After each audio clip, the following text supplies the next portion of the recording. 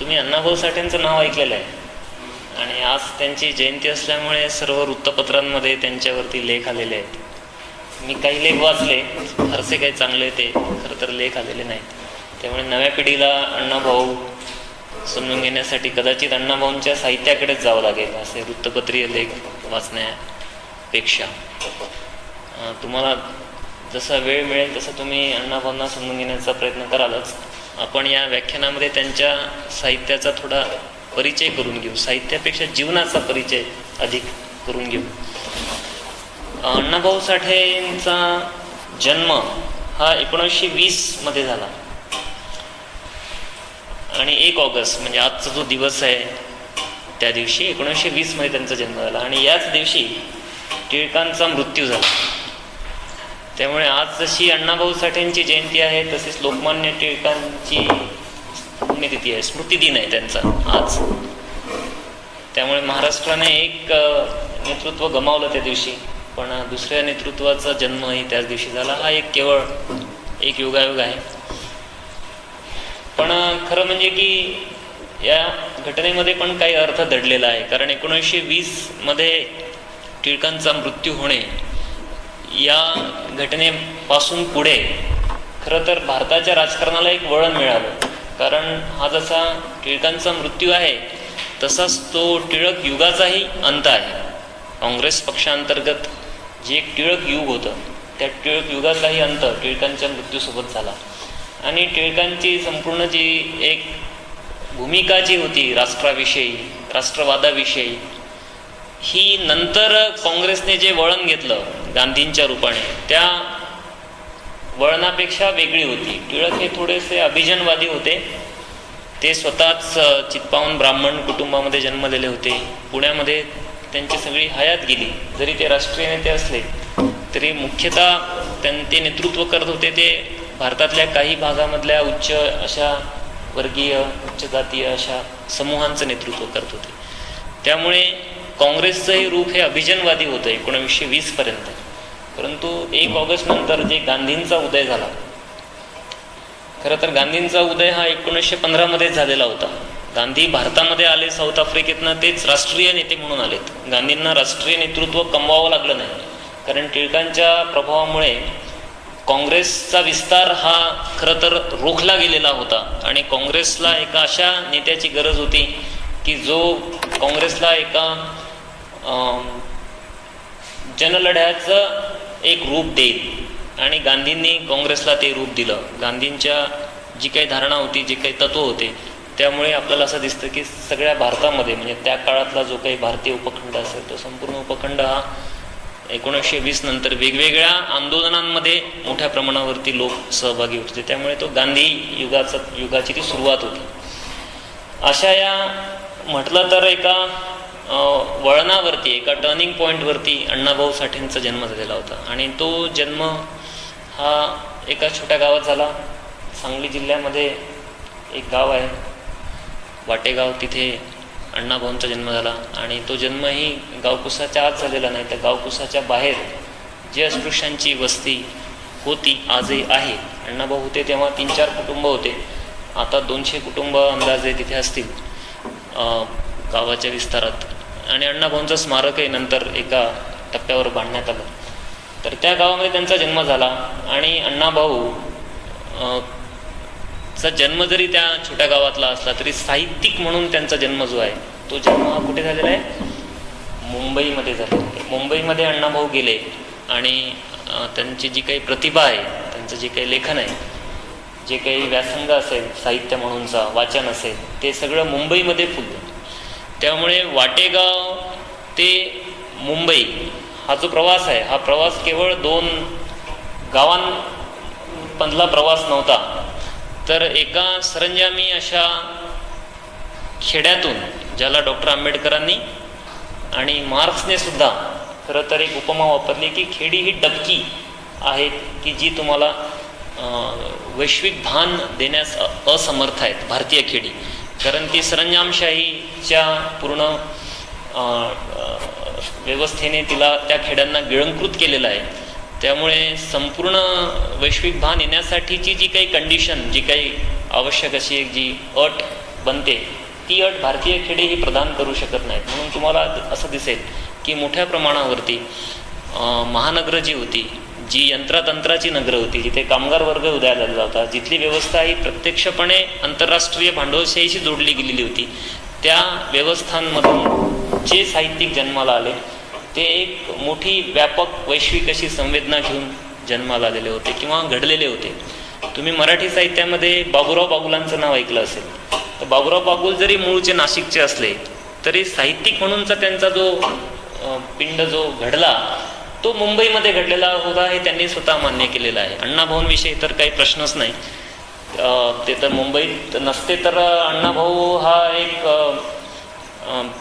एक अशिक्षित मांग जो दोरखंड बळतोय किंवा काय केरसुणी बनवतोय किंवा काही टोपल्या बनवतोय असं त्यांचं जीवन झालं असतं. काही क्वचित काही गाणी लिहिली असती ती रंजनासाठी किंवा काही सामाजिक लिहिली असती, तिथे त्यांचं जीवन संपलं असतं. पण मुंबईमध्ये जाणे हा एक मुद्दा हा अण्णाभाऊंच्या जीवनामध्ये महत्त्वाचा मुद्दा होता. आणखी मी एक तुम्हाला उदाहरण देईल की तुम्ही न ऐकलेलं नाव आहे ते भास्कर जाधव. हे तिघेही आता हयात नाहीत. मराठी साहित्यातले काही महत्त्वाचीही नावं आहेत.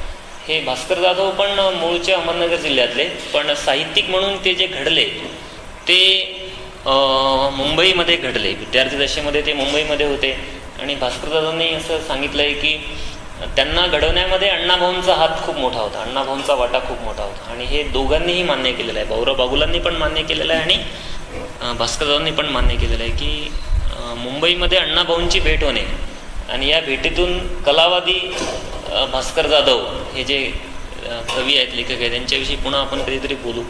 ते जीवनवादाकडे आले आणि जीवनवादाकडेच आले नाही तर ते मार्क्सवादाकडे आले. हा जो सगळा प्रवास एका तरुण लेखकाचा घडला तो अण्णाभाऊ साठ्यांच्या स्पर्शामुळे घडलेला होता आणि काहीसं तसंच बाबूराव बागुलांच्या बाबतीत पण घडलं. तर नामदेव ढसाळांनी या सगळ्या प्रकाराचं त्यांच्या प्रवासाचं वर्णन असं केलं की नामदेव ढसाळ म्हणतात की बरेच दलित साहित्यिक हे मुंबईला गेलेत कुठल्या ना कुठल्या निमित्ताने. काही रोजगाराच्या शोधार्थ गेले, काही इतर निमित्ताने गेले. पण हे नामदेव ढसाळ लिहितात की हे सर्व साहित्यिक बसने गेले. अण्णाभाऊ साठे वाटेगाव ते मुंबई हे अंतर चालत गेले. आणि तुम्ही कल्पना करू शकता की त्या काळातल्या एकत्रित सातारा जिल्ह्यामधलं आता तर सांगली जवळचं गाव ते मुंबईपर्यंत पोहोचणे याला काही दिवस लागले. आणि हा इतका दिवसांचा प्रवास हा या छोट्या मुलाने त्याच्या आईवडिलांसोबत चालत पूर्ण केला. तर हा एक वेगळा अनुभव आहे की एक छोटा मुलगा ज्याची शाळा त्याला मास्तरने शाळेच्या बाहेर बसवल्यामुळे मध्येच तुटली, म्हणजे त्यांना शिक्षा पण दिली, ती न शिवता दिलेली होती अण्णाभाऊंना शिक्षा. त्यामुळे काही अवघे 2-3 दिवस अण्णाभाऊ शाळेत गेले आणि त्यांची शाळा ही सुटली. पण अर्थातच त्या शाळा सुटल्यातून त्यांचं शिक्षण काही अपूर्ण राहिलं नाही. ते शिक्षण हे त्यांचं सुरूच राहिलं, पण ते निसर्गाच्या संदर्भातलं शिक्षण होतं, प्रत्यक्ष जीवना अनुभव देणारं शिक्षण होतं. आणि त्या शिक्षणातून काही धडे घेऊन हा लहान मुलगा मुंबईमध्ये दाखल झाला आणि मुंबईमध्ये त्यांनी अनेक प्रकारची कामं केली. त्याचे वर्णनं तुम्हाला त्यांच्या चरित्रांमध्ये दिसतात की कोणत्या प्रकारची कामं अण्णाभाऊंनी केली. पण घडलं असं की ज्या झोपडपट्टीत ते राहत होते तिथे डान्स खूप होते.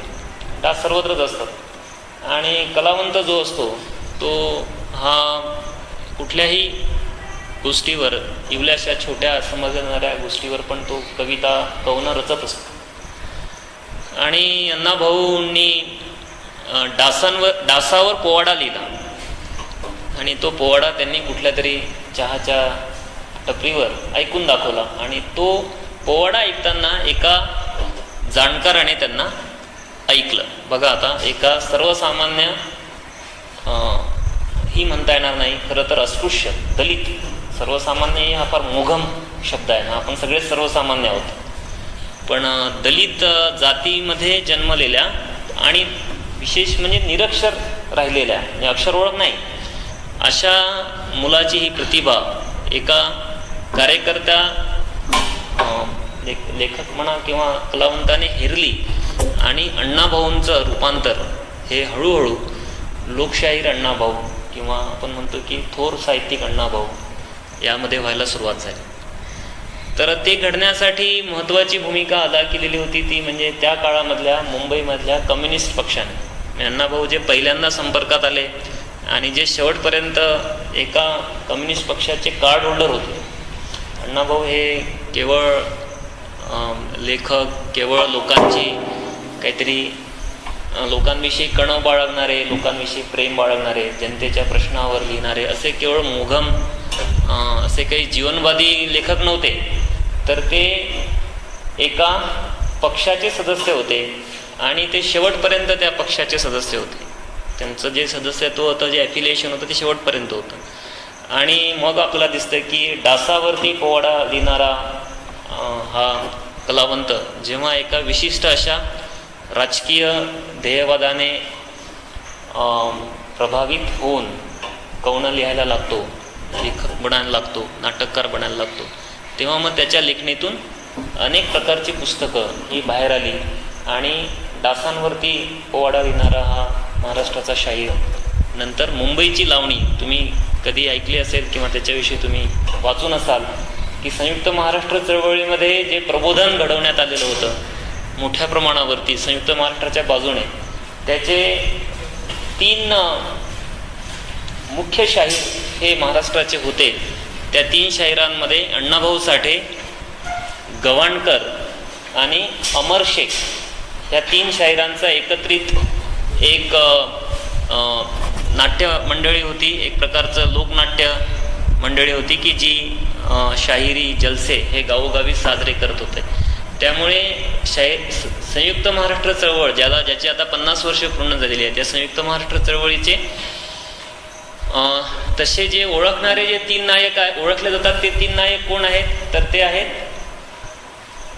प्र के अत्रे आणि समाजवादी चळवळीमध्ये असलेले जोशी, SM जोशी आणि तिसरे कोण, यशवंतराव चव्हाण. हे 3 मुख्य वैचारिक आधारस्तंभ म्हणून समाजवादी या संयुक्त महाराष्ट्र चळवळीचे मानले जातात. पण प्रत्यक्षात जे जनतेमध्ये होते, जनतेचे पुढारी होते, जनतेशी संवाद साधणारे होते, ते शाहीर हे 3 शाहीर होते. आणि यासोबतच क्रांतिसिंह नाना पाटील होते आणि दत्ता देशमुख होते. अशी एक बहुजन म्हणवल्या जाणाऱ्या समाजातून आलेली ही सगळी पिढी होती की जी प्रत्यक्ष जनतेमध्ये हे सगळे प्रश्न हे घेऊन जात होते. यातले बहुतेक सगळेचे निरक्षर किंवा अर्धसाक्षर होते. क्रांतिसिंह नाना पाटलांनी शाळा मध्येच सोडलेली होती. अण्णाभाऊ तर शाळेत गेलेच नाही. अमर शेखांनी शाळा मध्येच सोडलेली होती. तर हे अर्धसाक्षर किंवा निरक्षर असे हे कलावंत होते, पण ते प्रत्यक्ष लोकांच्या मध्ये जात होते आणि त्यांनी त्यांची भूमिका ही लोकांपर्यंत पोहोचवली. असा क्वचितच एखादा प्रदेश असेल महाराष्ट्राचा जिथे अण्णाभाऊंचे कार्यक्रम त्या काळामध्ये झाले नाहीत. तो फारसा लाऊडस्पीकरचा काळ नव्हता. लाऊडस्पीकर आलेला होता, पण प्रत्येक ठिकाणी लाऊडस्पीकर उपलब्ध व्हायचं तसं नाही. म्हणून ठरलेलं असं होतं की अण्णाभाऊंची कवनं आणि अमर शेखांचा पहाडी आवाज अशा पद्धतीने गावोगावी ही सगळी कार्यक्रम होत गेले. आणि त्यानंतर संयुक्त महाराष्ट्र चळवळीचं काय यशापयश झालं, जो काही महाराष्ट्र घडला त्याच्यामध्ये मुंबईसह तो महाराष्ट्र घडला. आणि 60 नंतर आपण पाहतो की संयुक्त महाराष्ट्र हे एक तयार झाला असं आपण म्हणतो. म्हणजे तो खरं तर संयुक्त महाराष्ट्र नव्हता, पण मुंबईसह महाराष्ट्र होता. एकूणच संयुक्त महाराष्ट्र तो नव्हता, कारण बेळगावसह मुंबईसह महाराष्ट्र अशी ती एक मागणी होती. तर या चळवळीमध्ये अण्णाभाऊंचं भूमिका राहिली. आणि नंतर आपल्याला दिसतं की संयुक्त महाराष्ट्र तयार झाल्यानंतर 1960 नंतर 1969 मध्ये अण्णाभाऊंचा अंत झाला. आणि ज्या दिवशी त्यांचा अंत झाला त्याच्या काही महिन्यांनीच शाहीर अमर शेखांचाही अंत झाला. हे दोन्ही शाहीर महाराष्ट्राचे जे होते हे एकाच काळामध्ये खरं तर त्यांचा अंत झालेला होता. आता अण्णाभाऊंनी त्यांच्या आयुष्यामध्ये म्हणजे साधारणपणे 1942च्या आसपास अण्णाभाऊंच्या संपूर्ण कारकीर्द ही सुरू झाली साहित्यिक म्हणूनची, शाहीर म्हणूनची.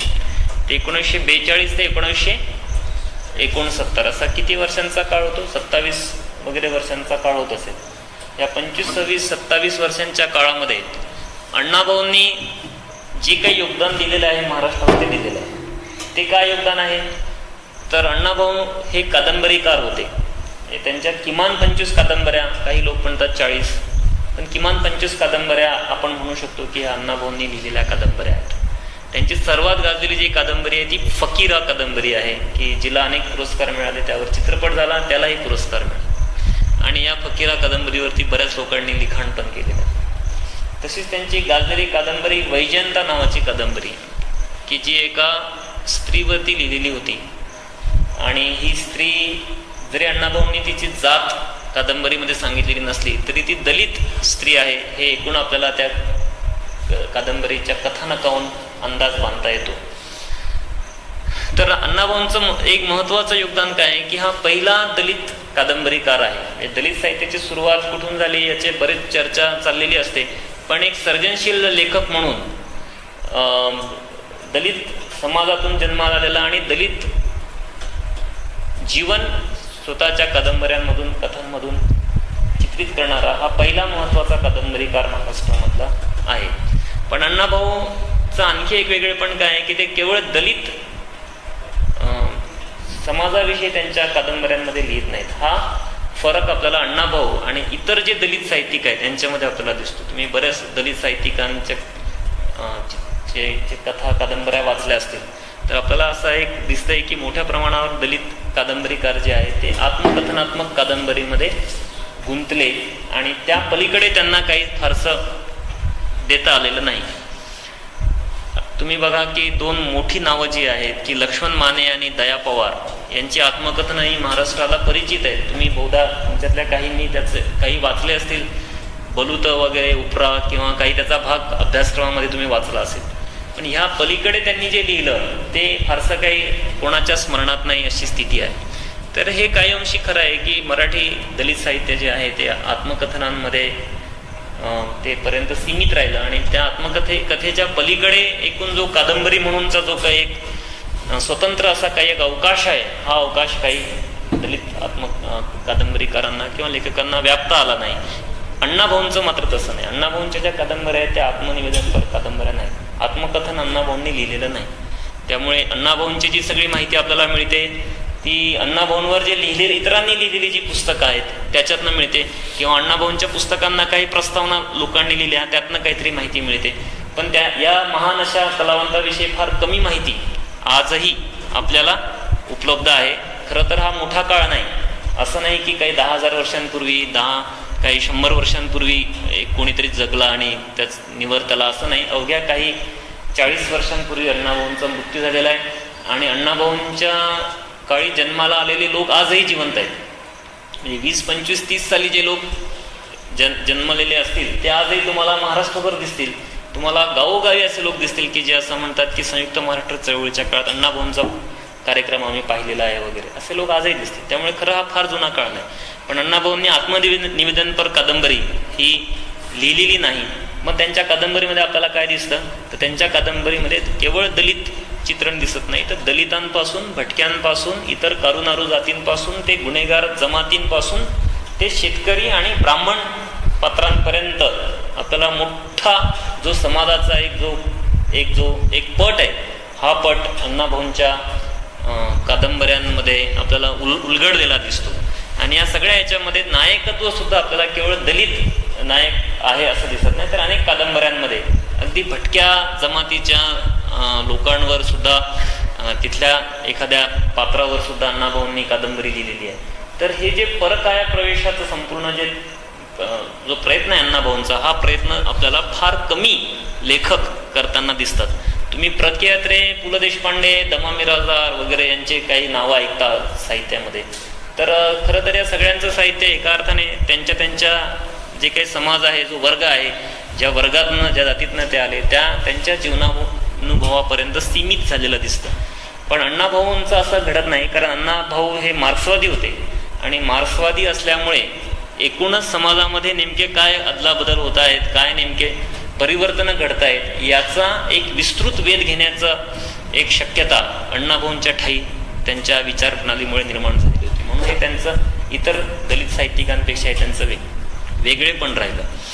दुसरं एक त्यांचं वेगळेपण काय आहे की अण्णाभाऊ साठ्यांनी खरं तर पहिल्यांदा मराठीच्या संपूर्ण साहित्याच्या इतिहासामध्ये दलित स्त्रीला नायकत्व प्रदान केलं.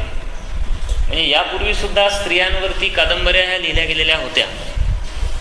विभावरी शिरूरकर नावाच्या त्या काळातल्या एक प्रतिभावान लेखिका होत्या. त्या मुळात शिरूरच्या होत्या, पण नंतर त्यांनी ते गावही सोडलं आणि नावही बदललेलं होतं.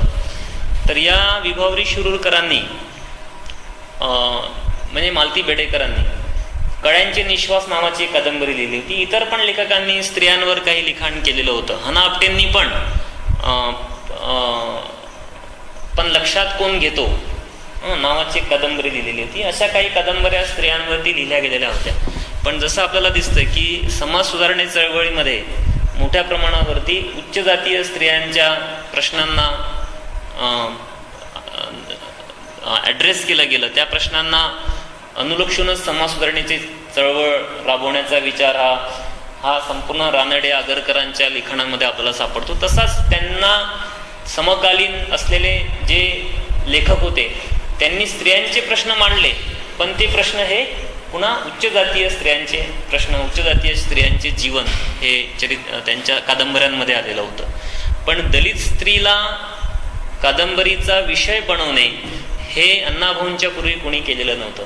आणि याचं तुम्हाला चांगलं उदाहरण म्हणजे तुम्ही सगळ्यांनी वाचावी अशी जी कादंबरी आहे अण्णाभाऊंच्या अनेक कादंबऱ्या, आपण एवढ्या कादंबऱ्या मिळवूही शकत नाही, वाचूही शकत नाही आत्ता.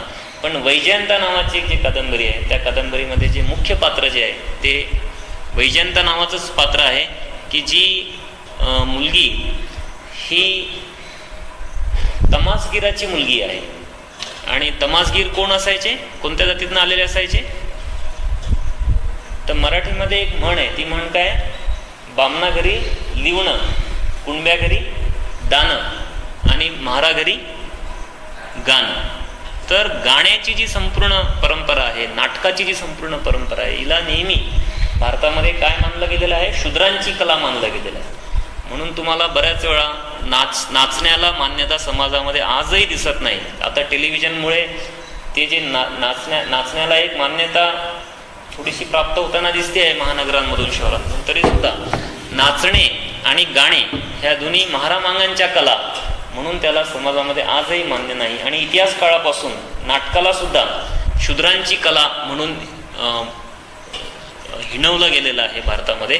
आणि संपूर्ण इतिहासामध्ये आपल्याला दिसतं की चर्मवाद्य बनवणे, गाणी लिहिणे, गाणी सादर करणे, नाटकां म्हणजे याच्यामधनं काम करणे, तमाशांमधून काम करणे, हे यामध्ये मोठ्या प्रमाणावरती दलित स्त्रिया असायच्या.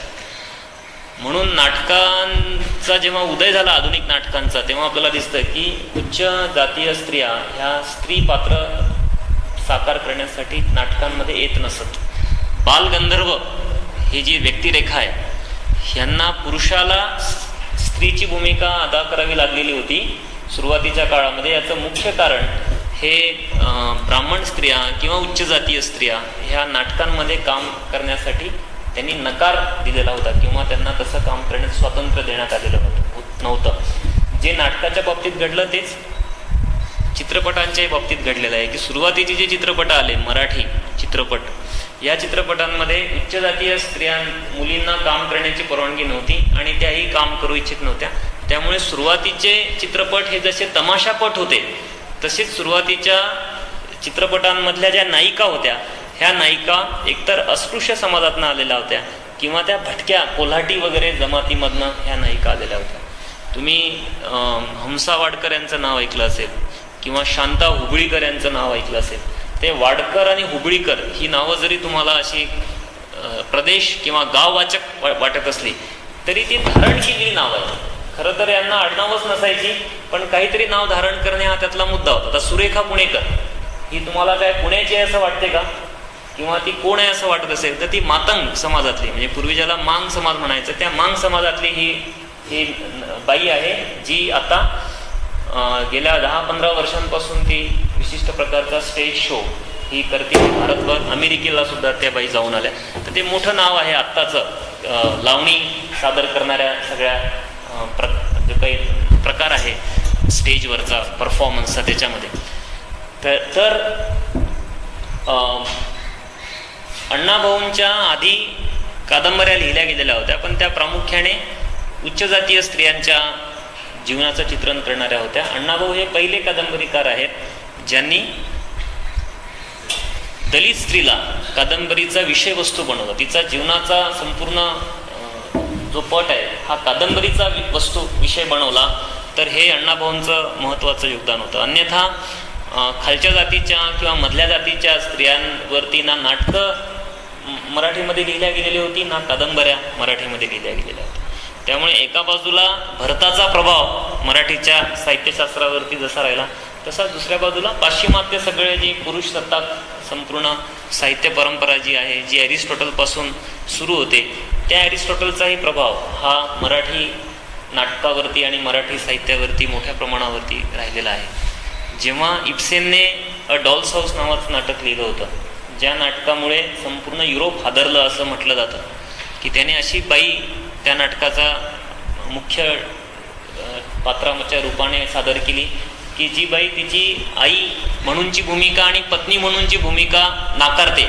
जेव्हा तिचं लक्षात येतं की ह्या भूमिका ह्या तिच्या विकासास अनुकूल नाहीत आणि नवरा हा काही तिच्या प्रेमास पात्र नाही, तेव्हा ती कुटुंब सोडून जाण्याचा विचार करते आणि घराच्या बाहेर पाऊल टाकते. म्हणून या नोराविषयी असं म्हटलं गेलं होतं की नोराने कुटुंबाच्या बाहेर पाऊल टाकलं आणि संपूर्ण युरोप हादरलं. साहित्यामध्ये किती ताकद असते, किती शक्ती असते याची एक झलक अ डॉल्स हाऊसच्या रूपाने युरोपला पाहायला मिळाली. आणि या हेनरी इब्सेनला असं नाटक लिहिल्यामुळे अत्यंत कडव्या अशा समीक्षेला सामोरं जावं लागलं.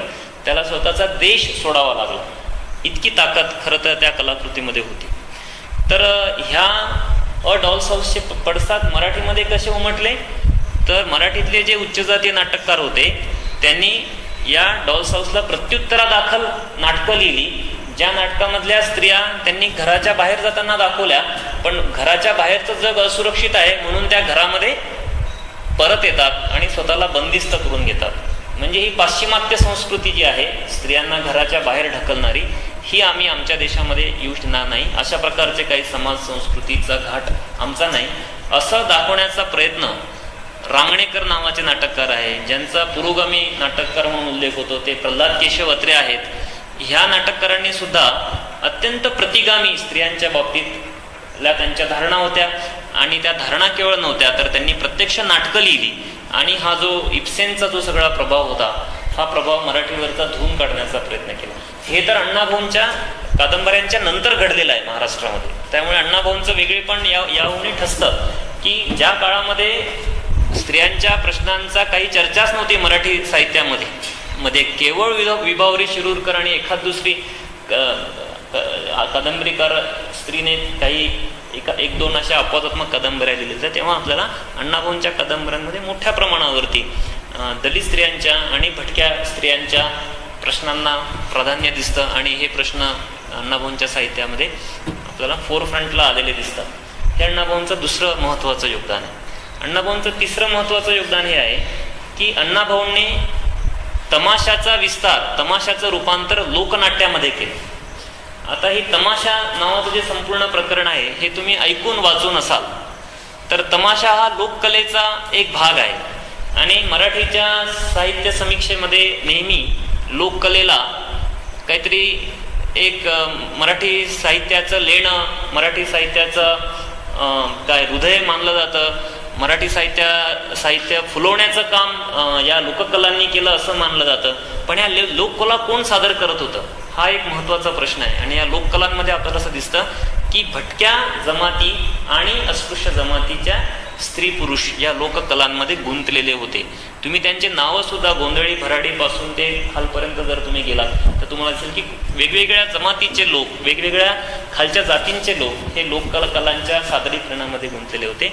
आणि तमाशा नावाची संपूर्ण जी रचना उदयाला आली, जी फुलली, ती खरं तर पेशवाईच्या काळामध्ये फुलली, जेव्हा युद्धावरती जाणारे जे सैनिक होते त्यांच्या रंजनासाठी तमाशे हे बनवले गेले.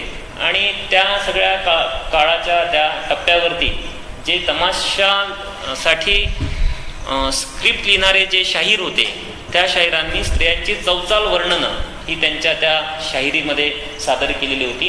आणि स्त्रियांच्या बाबतीमध्ये ज्याचा उल्लेख इतिहासामध्ये हा स्त्रीलंपट म्हणून केला जातो. म्हणजे ज्याचा गौरव खरं तर टिळकांचे वगैरे परंपरा असणारे सुद्धा लोक करत नाही, अशा दुसऱ्या बाजीरावाचं वर्णन त्या काळातल्या शाहिरांनी कृष्ण म्हणून केलेलं होतं. या दुसऱ्या बाजीरावाच्या लीला जर तुम्ही ऐकल्या तर तुम्ही त्याची केवळ घृणाच कराल, इतका तो स्त्री विरोधी आणि स्त्रीलंपट असा होता.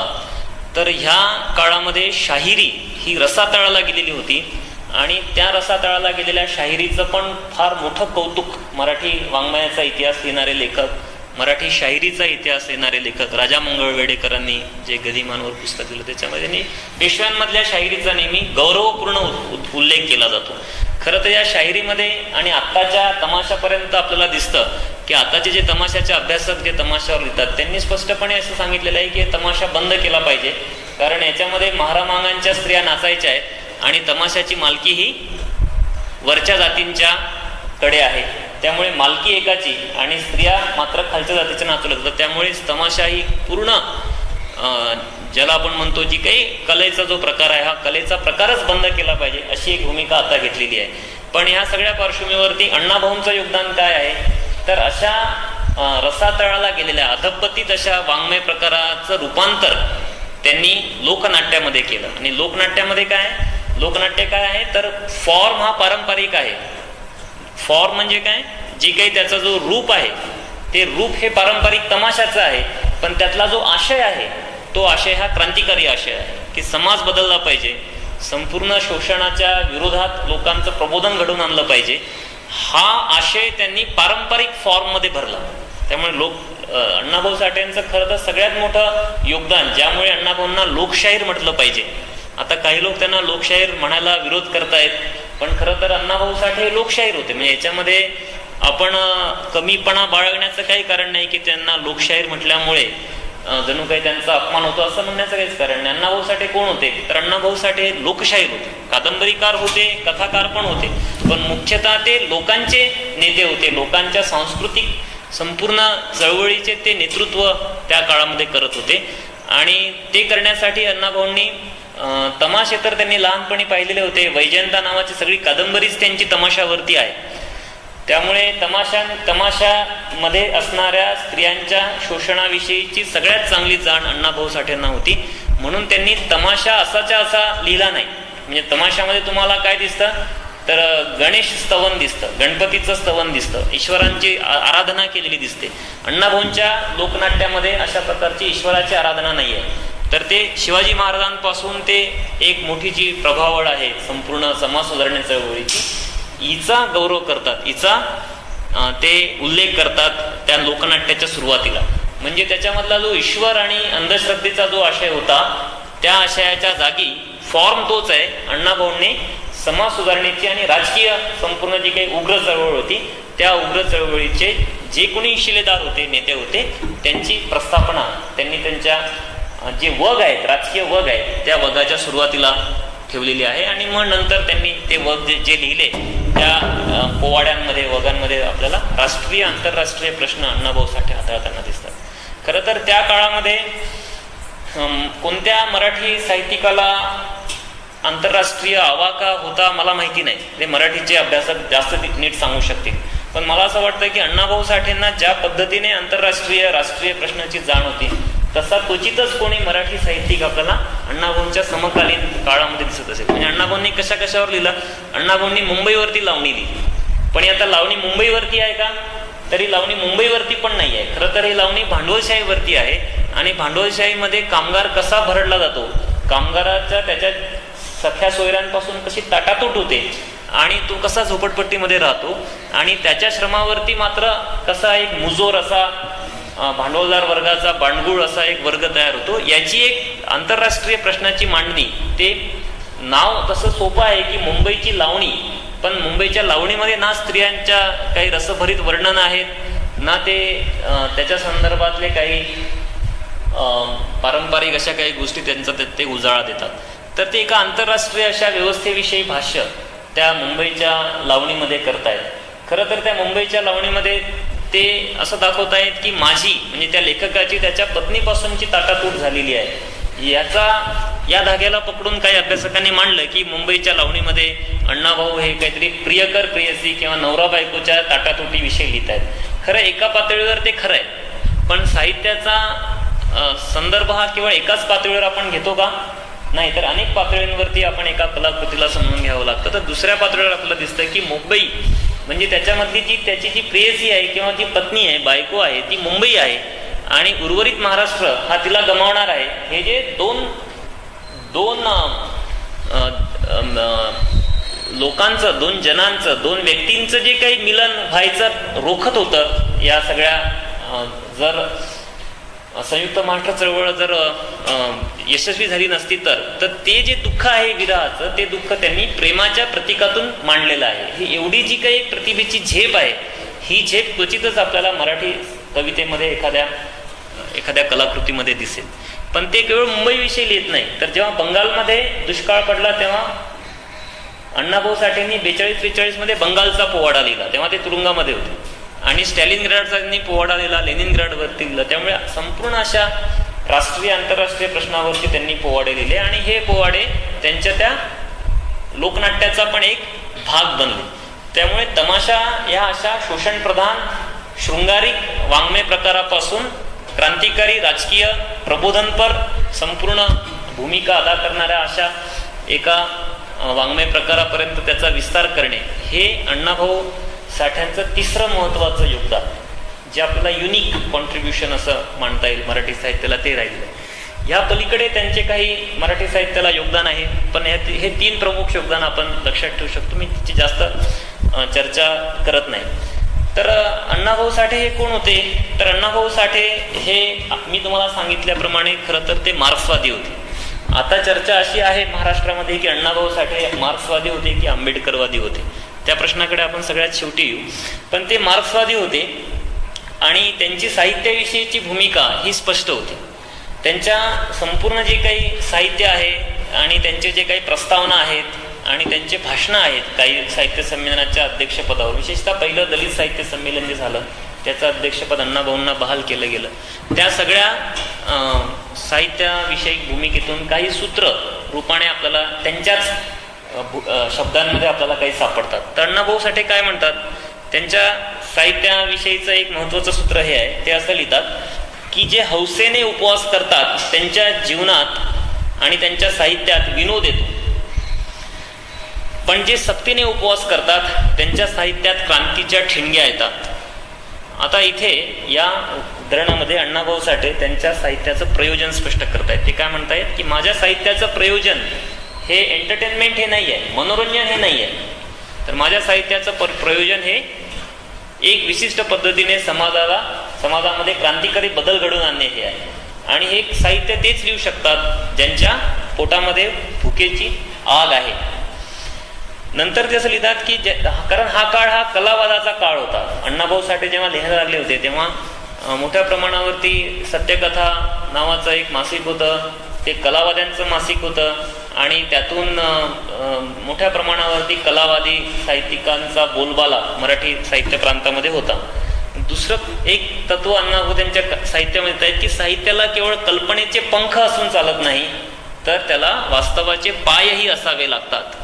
त्यामुळे साहित्य लिहिणे म्हणजे केवळ कल्पनेतल्या नयनरम्य अशा अगम्य अशा काही जगाविषयी लिहिणे असं नाही, तर साहित्य लिहिणे म्हणजे तुम्हाला वास्तवाचे पाय असावे लागतात. तुम्ही भूमीवर असणं आवश्यक आहे आणि भूमीवर राहून तुम्हाला जो जीवनाचा वेध घेता येईल तो साहित्यामध्ये तुम्ही लिहिला पाहिजे.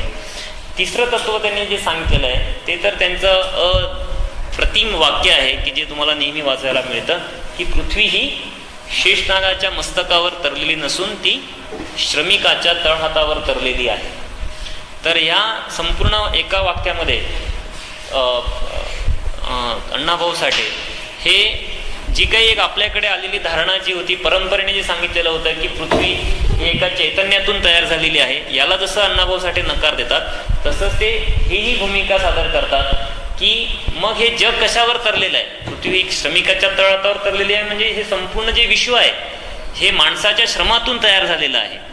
संपूर्ण विश्वाची निर्मिती जी आहे, जी तुम्हाला माणसाने तयार झालेली मनुष्य निर्मित जे काही जग आहे, हे जग हे काही कुठल्याही चैतन्यातून निर्माण झालेलं नाही, ईश्वरी कृपेतून निर्माण झालेलं नाही. कोणताही अशा ईश्वरी कृपेचा सिद्धांतातून जगाचं आकलन आपल्याला होत नाही.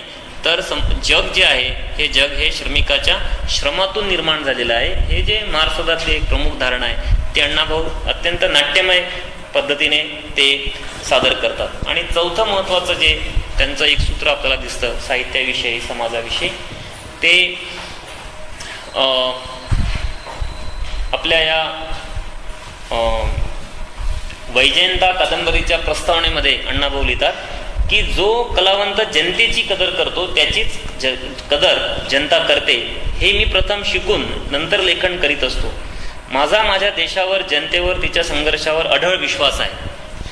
तर हे अण्णाभाऊंचं चौथं महत्त्वाचं तत्व आहे की जनतेच्या श्रमशक्तीवरती, जनतेच्या एकूणच राजकीय इच्छाशक्तीवरती प्रचंड विश्वास असणे हे अण्णाभाऊंच्या साहित्यामधनं आपल्याला दिसतं. ते नंतर या वैजयंता कादंबरीच्या प्रस्तावनेत पुढे असं लिहितात की मी माझ्या पात्रांना कधीच कुरूप केलेलं नाही. तर ते असं म्हणतात की कुठल्याही अशा न्यूनगंडातून पछाडलेली पात्र मी माझ्या साहित्यामध्ये लिहिलेली नाहीत. कारण हा जो न्यूनगंड असतो, हा जो एक प्रकारची जी एक मळभट असते आपल्या मनावरती साचलेली, आपल्या स्वतःविषयीच्या अविश्वासाची, ही मळभट अण्णाभाऊ साठे असं म्हणतात की तलवारीवरती जशी धूळ असते आणि धूळ स्वच्छ केल्यानंतर तलवार ही पुन्हा चमकायला लागते, तशी ती मळभट असते जी आपण दूर करू शकतो.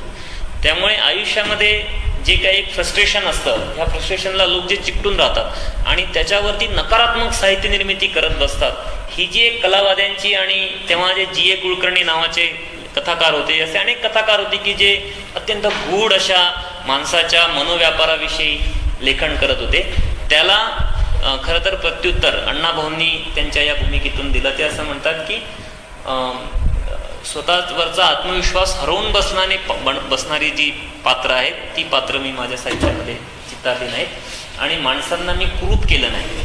तर माझा या पात्रांवर विश्वास आहे आणि जनतेच्या श्रमशक्तीवरती विश्वास आहे. तर या सगळ्या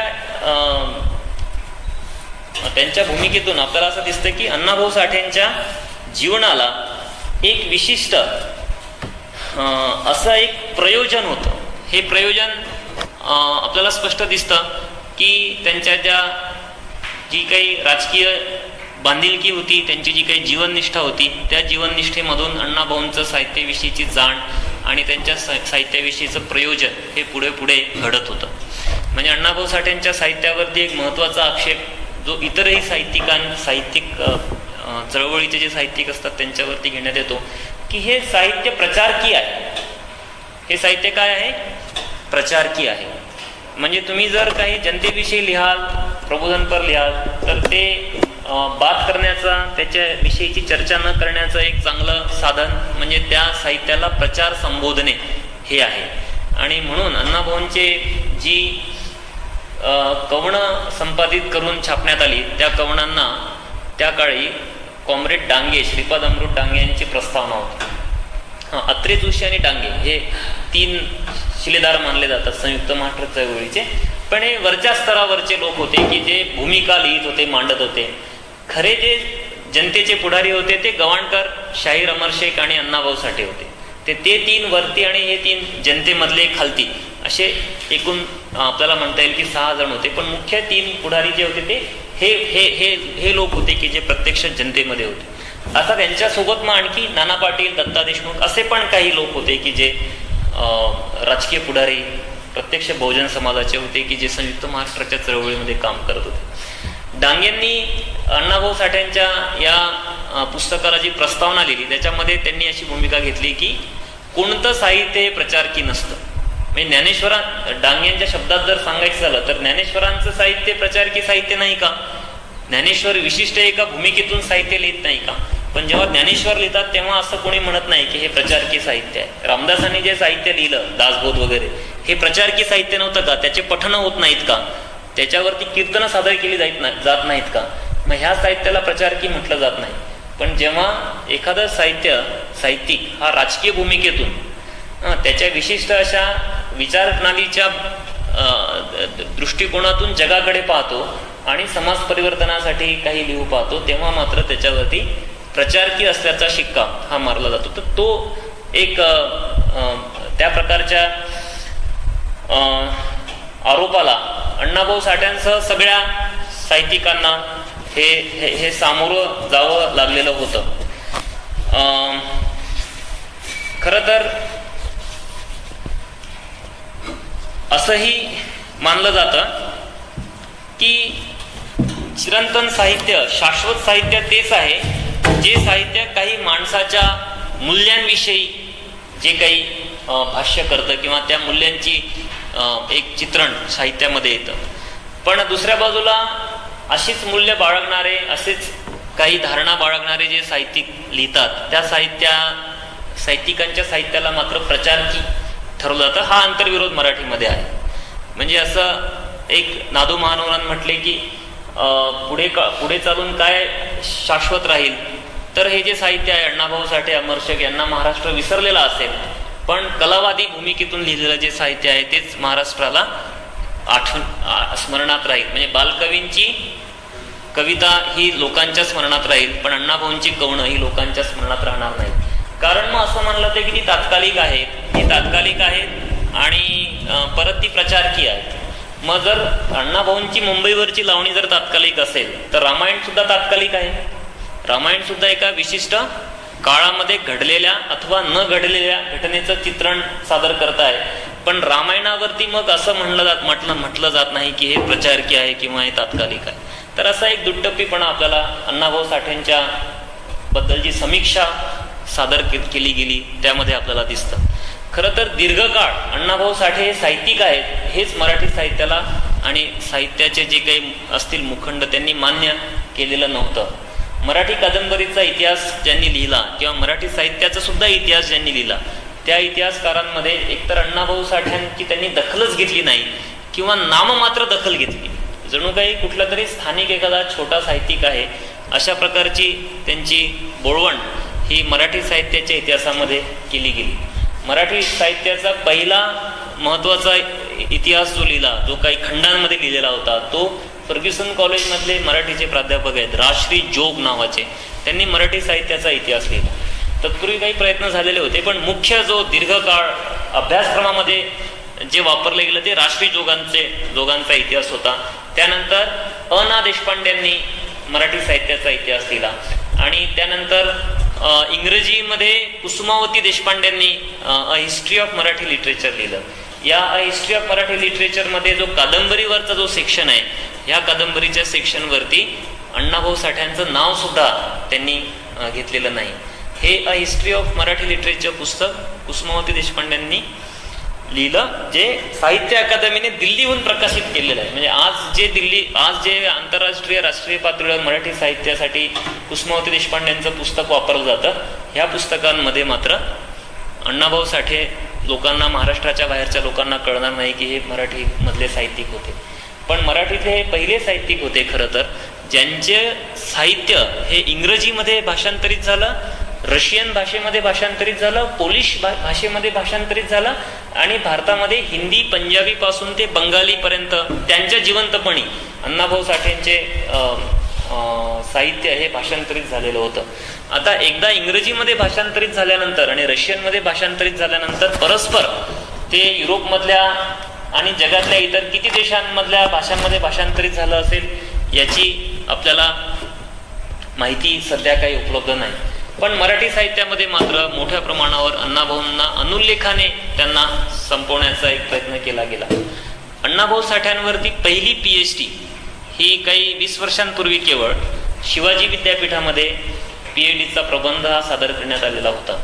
आणि हा प्रबंध बाबूराव गुरव हे त्यांचं नाव आहे आणि त्यांचं जे पुस्तक प्रसिद्ध आहे अण्णाभाऊ साठ्यांच्या साहित्यावरचं पहिलं महत्त्वाचं पुस्तक आहे अण्णाभाऊंवरचं, पण तो त्यांचा PhDचा प्रबंध आहे. हा बाबूराव गुरुवांनी जेव्हा शिवाजी विद्यापीठामध्ये PhD साठीचा विषय दिला तेव्हा त्यांना जे काही मंडळ असतं जे PhDचा विषय ठरवतं वगैरे, त्या मंडळाने, म्हणजे त्याला रिसर्च अँड रिकग्निशन कमिटी म्हणतात किंवा बोर्ड ऑफ स्टडीज म्हणतात, त्या मंडळाने त्यांना या नावालाच आक्षेप घेतला. ते म्हटले की अण्णाभाऊ साठेंवरती काय रिसर्च करायचा, ह्याच्यामध्ये काय विशेष आहे की हा रिसर्चसाठी हा विषय असू शकतो. म्हणून डॉक्टर बाबुराव गुरवांना कित्येक वर्ष त्यांच्याशी झगडा करावा लागला यासाठी की अण्णाभाऊ साठे हे महत्त्वाचे साहित्यिक आहेत आणि त्यांच्यावरती PhD होऊ शकते हे त्यांना सिद्ध करण्यासाठी काही काळ त्यांना झगडा करावा लागला. हे बाबुराव गुरवांनी लिहून ठेवलेलं आहे की तो झगडा कसा झाला. आणि मग शिवाजी विद्यापीठाने, खरं तर अण्णाभाऊ साठे हे शिवाजी विद्यापीठाच्या कार्यकक्षेमधल्या जिल्ह्यामधले होते, पूर्वीच्या सातारा जिल्ह्यामधले, आताच्या सांगली जिल्ह्यामधले. त्यामुळे त्या लोकांना त्याचा परिचय असणं खरं तर आवश्यक होतं. पण मुद्दा इथे एखाद्या लेखकाच्या विद्वत्तेच्या आणि त्याच्या व्यासंगाच्या परिचयाचा नाही आहे, मुद्दा पुन्हा वेगळाच आहे. एकतर अण्णाभाऊ हे अस्पृश्य जातीत जन्मलेले होते म्हणून ते द्वेषास पात्र होते, दुसऱ्या बाजूला ते दलित साहित्याचे जसे उद्गाते तसे दुसऱ्या बाजूला ते कम्युनिस्ट होते म्हणून ते दुहेरी द्वेषास पात्र होते. म्हणजे कम्युनिस्ट होते आणि पुन्हा दलित जातीमधनं आलेले होते की ज्यांनी पश्चिम महाराष्ट्रातल्या त्या काळातल्या जातीय संघर्षाचं चित्रण त्यांच्या कादंबरीमध्ये करण्याचा प्रयत्न केला. फकीरामध्ये आणि वैजयंतामध्ये काही प्रमाणात तो प्रयत्न केलेला आहे. खरं तर अण्णाभाऊंना ते करता आलेलं नाही, याची काही वेगळी चर्चा आपल्याला करता येईल. पण असा एक प्रयत्न ज्यांच्या साहित्यामध्ये नेहमी सह्याद्री आहे, नेहमी सह्याद्रीचं खोरं आहे, नेहमी सातारा, सांगली, कोल्हापूर हा परिसर आहे, त्याच विद्यापीठामध्ये त्यांच्यावरती संशोधन करण्यासाठी संघर्ष करावा लागला. यावरून आपल्या लक्षात येईल की मराठी साहित्यामध्ये अण्णाभाऊ साठेंची केवढ्या मोठ्या प्रमाणावरती त्यांची निर्भत्सना ही एकेकाळी केल्या गेली आणि काही अंशी आज सुद्धा केली जाते आहे. आज काही लोक अण्णाभाऊंचा अभ्यास करू लागलेले आहेत, बहुतेक सगळ्या विद्यापीठांमध्ये त्यांच्यावरती संशोधन सुरू आहे. पण तरी सुद्धा अण्णाभाऊ साठ्यांना जी काही एक इतिहास काळापासून एक साहित्यिक म्हणूनची जी मान्यता होती त्या मान्यतेसाठी संघर्ष करावा लागला आणि आजही संशोधकांना एक संघर्षाला त्यांच्या पातळीवरती सामोरं जावं लागतं जेव्हा ते अण्णाभाऊ साठ्यांवरती संशोधन करतात. मराठी साहित्य संमेलनाने अण्णाभाऊ साठ्यांची कधी दखल घेतली नाही. याचं विश्लेषण काही साहित्यिक असं करतात की अण्णाभाऊ साठे हे मार्क्सवादी होते म्हणून त्यांना मराठी साहित्य संमेलनाचं अध्यक्षपद हे कधी बहाल करण्यात आलं नाही. एवढंच नाही तर साहित्य मंडळांच्या कुठल्याच कार्यक्रमांमध्ये आणि याच्यामध्ये अण्णाभाऊ साठे हे कधी आपल्याला दिसत नव्हते. खरं तर त्याचं कारण आहे ते मार्क्सवादी होते हे केवळ नाही तर ते दलित होते हे सुद्धा एक महत्त्वाचं कारण होतं त्या काळी. कारण अण्णाभाऊ साठे वारले 1959 साली. त्याला आता मोठा काळ, आता 40पेक्षा जास्त कितीतरी वर्षे किती झालेले आहेत तुम्ही बघू शकता, 69 साली. तर हा मोठा काळ आहे, 40 वर्षांचा काळ. 40 वर्षाच्या आधी मराठी साहित्य जे होतं ते मोठ्या प्रमाणावरती जाती आणि या सगळ्या विचारांनी प्रभावित होतं. सर्व साहित्य संमेलनं, साहित्य मंडळं, त्या काळामध्ये एकही दलित साहित्यिक हा अध्यक्ष झालेला नव्हता. अण्णाभाऊ साठेंसारखा अत्यंत विद्वान साहित्यिक मराठीमध्ये असताना सुद्धा त्यांना कोणत्याही प्रकारचं साहित्य संस्कृती मंडळ किंवा साहित्य संमेलनं जे होतात त्यांनी त्याची नोंद घेतलेली नव्हती. ती नोंद न घेण्याचं कारण हे ते मार्क्सवादी होते हे केवळ नव्हतं. कारण मार्क्सवादी असलेले D.K. बेडेकर हे जे समीक्षक होते हे साहित्य संमेलनाचे अध्यक्ष झालेले होते. मार्क्सवादी असलेले किंवा समाजवादी असलेले गंबा सरदार जे होते हे साहित्य संमेलनाचे अध्यक्ष झालेले होते. त्यामुळे अण्णाभाऊ साठेंचा विचारच केवळ या सगळ्या संमेलनांच्या राजकारणामध्ये तो आढळून आलेला नव्हता. तर त्यांची जी काही सामाजिक पार्श्वभूमी होती आणि त्यांची जी निष्ठा होती, संपूर्ण साहित्याविषयीची जी उग्र भूमिका होती, ही भूमिका सुद्धा प्रस्थापित जे मराठी साहित्य आणि समीक्षेचा जो प्रांत आहे त्यांनी अण्णाभाऊंना वंचित ठेवण्यासाठी कारण बनलेली होती. तर आता सध्या एक जी चर्चा चाललेली आहे ती चर्चा अशी आहे की अण्णाभाऊंना मार्क्सवादी समजायचं की आंबेडकरवादी समजायचं अशी एक चर्चा महाराष्ट्रामध्ये चाललेली आहे. खरं तर अण्णाभाऊ साठे हे पूर्वीपासून आणि शेवटपर्यंत हे केवळ कम्युनिस्ट पक्षाचे कार्यकर्ते नव्हते तर ते कम्युनिस्ट पक्षाचे कार्ड होल्डर होते. म्हणजे ते कम्युनिस्ट पक्षाचे सदस्य होते, आजीव सदस्य होते की जे शेवटपर्यंत ते होते. त्यामुळे हा प्रश्न तसा राहत नाही की अण्णाभाऊंनी कम्युनिझम किंवा हा सोडून दिलेला होता. तरी सुद्धा काही प्रश्न हे तयार होतात. ते प्रश्न कशातून तयार होतात तर ते 2-3 त्याच्यामध्ये आपल्याला मुद्दे आपल्याला दिसतात. एक तर अण्णाभाऊंनी उत्तर काळामध्ये त्यांच्या काही अण्णाभाऊंच्या जीवनामध्ये काही गोष्टी अशा दिसत आहेत की अण्णाभाऊ साठे हे बाबासाहेब आंबेडकरांच्या चळवळीकडे अधिक पॉझिटिव्हली, अधिक सकारात्मक पद्धतीने बघताना आपल्याला दिसतात. खरं तर तो काळ असा होता की ज्या काळामध्ये कम्युनिस्ट चळवळीने बाबासाहेबांविषयीची धारणा जी होती ती फारशी त्यांची काही सकारात्मक नव्हती. त्यांना असं वाटत होतं की बाबासाहेब आंबेडकर हे दलितांचं संघटन बांधतायत, म्हणजे एकूण जी काही व्यापक कामगार वर्गीय जी एकजूट आहे ती एकजुटीला तडा बसेल म्हणून कम्युनिस्ट चळवळीने दलितांच्या स्वतंत्र चळवळीच्या प्रयोजन नाही अशी भूमिका घेतली होती. आणि बाबासाहेब आंबेडकर आणि कम्युनिस्ट चळवळ जी होती यांच्यामध्ये काही अंतरही त्यातून तयार झालेलं होतं. पण अण्णाभाऊ साठ्यांनी फकीरा ही जी त्यांची अजरामर जी कलाकृती आहे ती डॉक्टर आंबेडकरांना अर्पण केली. आणि नंतर उत्तर काळामध्ये त्यांनी बाबासाहेब आंबेडकरांवरती एक कवन रचलं. काय ते कवन आहे? जग बदल घालून घाव सांगून गेले आम्हा भीमराव. आणि मग आता असं मानलं जात आहे की बाबासाहेब आंबेडकरांकडे अण्णाभाऊ आकृष्ट झालेले होते आणि म्हणून ते आंबेडकरवादी होते, ते मार्क्सवादी नव्हते. तर खरं तर या म्हणण्याला तसा फारसं काही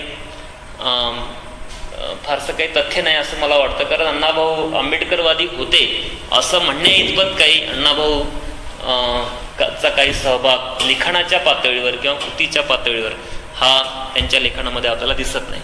त्यांच्या लेखनामध्ये विशेषतः साहित्यामध्ये काही जातीचं सगळा चित्रण काही आलेलं आहे, पण ते जातीचं नाव न घेता आलेलं आहे. म्हणजे मी तुम्हाला सांगितलं की वैजयंता कोणत्या जातीची आहे हे सांगायलाच अण्णाभाऊ साठे तयार नाही संपूर्ण कादंबरीमध्ये. पण त्यांचे जे शाहिरी संपूर्ण जी आहे ती जी कवन आहे त्याच्यामध्ये त्यांचा जो नेता आहे, जो नेतृत्व करणारा जो घटक आहे तो कामगार आहे आणि कामगाराच्या सोबत जो आहे तो शेतकरी आहे. तुम्ही जे त्यांचे लावण्या आणि काही जर तुम्ही हे वाचलं तर तुमच्या ते लक्षात येईल की अण्णाभाऊ साठेंचा जो मुख्य संपूर्ण जो राजकीय जी भूमिका आहे ती भूमिका ही त्यांच्या शाहिरीमधनं पुढे आलेली आहे की जिथे ते कामगाराला क्रांतीचा नायक मानतायत आणि शेतकऱ्याला त्याचा साथीदार मानतायत, अलाईज मानतायत. तर ही माओने दिलेली भूमिका होती, देणीने दिलेली भूमिका होती की कामगार वर्ग हा क्रांतीचा नायक असेल पण त्याच्यासोबत शेतकरी असेल. म्हणून ही जी शेतकऱ्याला साथ देणारी सगळी जी कवनं आहेत कामगार आणि शेतकऱ्यांना ही अमर शेखांनी पण लिहिली आणि वामनदादांनी अण्णाभाऊंनी पण लिहिली आणि ती शेवटपर्यंत जी काही कवनं लिहिली त्याच्यामध्ये ही भूमिका स्पष्ट होते. दुसरा एक मुद्दा त्याच्यामध्ये असा आहे की अण्णाभाऊ हे खूप त्यांचा अंत हा दारुण असा अंत होता. त्याच्याविषयी बरेच चर्चा, डिबेट्स हे चाललेले असतात. त्याच्याविषयी आरोप प्रत्यारोप पण चाललेले असतात की अण्णाभाऊंचा शेवट हा कसा झाला. तर हे खरं आहे की अण्णाभाऊ साठे त्यांच्या आयुष्याच्या उत्तर काळामध्ये हे दारूच्या व्यसनाने ग्रस्त झालेले होते. हे तर दया पवारांनी स्वतः लिहिलेलं आहे. त्यांची जी बायको होती जयवंताबाई, ज्यांचा मृत्यू 1993 मध्ये झाला, या जयवंताबाईंनी पण जे वर्णन दिलेलं आहे ज्याच्या आधारे वामन होवाळ सारखे कथाकार किंवा दया पवारांसारखे लेखक यांनी जे अण्णाभाऊंच्या शेवटच्या काळाविषयी लिहिलेलं आहे की ते काळ त्यांचा फ्रस्ट्रेशनचा काळ होता. आणि मग असं मानलं जातं की या फ्रस्ट्रेशनच्या काळामध्ये अण्णाभाऊ साठे हे आंबेडकरांकडे आकृष्ट झालेले होते.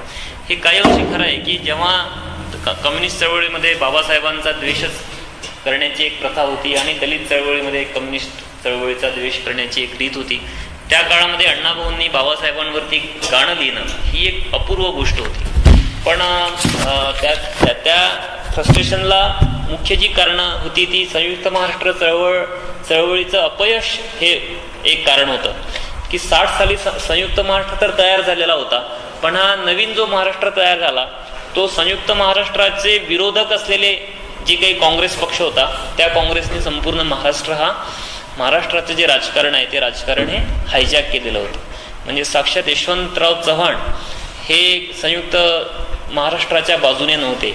ते असं म्हटले होते की नेहरू आणि संयुक्त महाराष्ट्र याच्यामधली जर एकाची मला निवड करावी लागली तर मी नेहरूंची करेल, ही त्यांची भूमिका होती आणि ती काँग्रेसची भूमिका होती. म्हणून 60 साली जेव्हा आपण महाराष्ट्राचं राजकीय पक्षचित्र पाहतो तेव्हा काँग्रेस एका बाजूला आहे आणि संयुक्त महाराष्ट्र समिती एका बाजूला आहे. आणि संयुक्त महाराष्ट्र समितीमध्ये सगळे कम्युनिस्ट सगळे समाजवादी आणि रिपब्लिकन पक्षाचे काही गट आणि इतर जनता जी काय होती, एकत्रित महाराष्ट्रवादी जी जनता होती ती ही संयुक्त महाराष्ट्र चळवळीच्या बाजूने होते. त्यामुळे दोन विरुद्ध खरं तर विचारसरण्या होत्या. मुद्दा हा जरी वरचा रूपाचा मुद्दा हा जरी संयुक्त महाराष्ट्राचा असला तरी त्याचा आशय हा सगळा साम्यवादी क्रांतीचा होता. म्हणून आपल्याला अण्णाभाऊंच्या त्या मुंबईच्या लावणीमध्ये निव्वळ असं भावनिक आव्हान नाही आहे की मुंबईसह महाराष्ट्र, तर ते कामगारांचं वर्णन करतात की परळात राहणारे, रात्रंदिवस जागणारे, ते कसे भुके आहेत, ते कसे उपाशी आहेत आणि त्यांचं कोण लोणी पळवून नेतं. तर हे जे सगळं जे भांडवलशाही विरोधाचा जो संपूर्ण त्यांचा प्रबोधनाचा मुद्दा होता, हा संयुक्त महाराष्ट्राच्या सगळ्या रूपामध्ये जो आशय होता तो आशय हा समाजवादी क्रांतीचा आशय होता. पण संयुक्त महाराष्ट्र तयार झाल्यानंतर काय झालं की संयुक्त महाराष्ट्राचे खरं तर विरोधी असणारे जे यशवंतराव चव्हाण आहेत त्यांचं वर्णन हे प्रतिशिवाजी म्हणून संयुक्त महाराष्ट्राचा मंगल कलश त्यांच्या हाती आणला गेला असं एक वर्णन केलं गेलं. आणि काँग्रेसचा विजय झाला आणि समितीचा पराभव झाला निवडणुकीमध्ये आणि यशवंतराव चव्हाण हे महाराष्ट्राचे पहिले मुख्यमंत्री बनले, म्हणजे 60 नंतरचे पहिले मुख्यमंत्री बनले. तर ह्याच्यामधनं अण्णाभाऊ साठेंचं एक फ्रस्ट्रेशन आलेलं होतं. दुसऱ्या बाजूला चीनने भारतावरती आक्रमण केलेलं होतं. म्हणजे असं मानलं जायचं की चीन, रशिया, भारत आणि त्या काळामध्ये क्युबा नुकताच हा तिथे क्रांतीची सुरुवात होत होती. खरं तर क्रांती घडलेली नव्हती जेव्हा अण्णाभाऊ साठेंचा संपूर्ण जो काळ होता तेव्हा. पण व्हिएतनाम आहे, कोरियासारखे देश, पूर्व जर्मनीसारखा देश हे ऑलरेडी हे कम्युनिस्ट देश झालेले होते आणि यांच्यामध्ये काही सामंजस्य होतं. ह्या सामंजस्याला तडा गेला जेव्हा चीनने भारतावरती आक्रमण केलं. आणि जसं रशिया कोसळल्यानंतर भारतातल्या कम्युनिस्ट चळवळीला एक सेटबॅक मिळाला, त्यातनं ते अजूनही सावरलेले नाहीत, 20 वर्ष त्या घटनेला झाली, तसाच एक सेटबॅक त्यांना चीनच्या आक्रमणाच्या वेळी मिळाला. आणि 62 साली नेहरूंनी मोठ्या प्रमाणावरती कम्युनिस्ट चळवळीतल्या कार्यकर्त्यांची धरपकड केलेली होती, त्यांना जेलमध्ये टाकण्यात आलेलं होतं. तर चीनचं आक्रमण भारतावरती होणं आणि संयुक्त महाराष्ट्र समितीचं राजकारणाचा अस्त होणे आणि तिसऱ्या बाजूला ज्या चळवळीचे अण्णाभाऊ साठे हे स्वतः भाग होते ती कम्युनिस्ट चळवळ देखील तिचा लोप व्हायला सुरुवात झालेली होती. म्हणजे कम्युनिस्ट चळवळीमध्ये 2 प्रमुख संघटना होत्या त्या काळामध्ये. एक जी संघटना होती ती शेतकऱ्यांची संघटना होती, तिला किसान सभा असं म्हणतात, आणि दुसरी जी संघटना होती ती कामगार संघटना होती. तर या कामगारांच्या आणि शेतकऱ्यांच्या दोन्ही ज्या संघटना होत्या ह्या संघटनाचा लोप व्हायला सुरुवात झालेली होती, ज्याचा अण्णाभाऊ साठे हे प्रत्यक्ष भाग होते. त्या दोन्ही संघटनांचा लोप होताना बघणे हे काही अण्णाभाऊ साठे सहन करू शकत नव्हते. असे काही राजकीय पडझडीचा संपूर्ण तो काळ होता 60 नंतरचा काळ. आणि त्या पार्श्वभूमीवरती आपल्याला अण्णाभाऊ साठ्यांचा अंत झालेला दिसतो.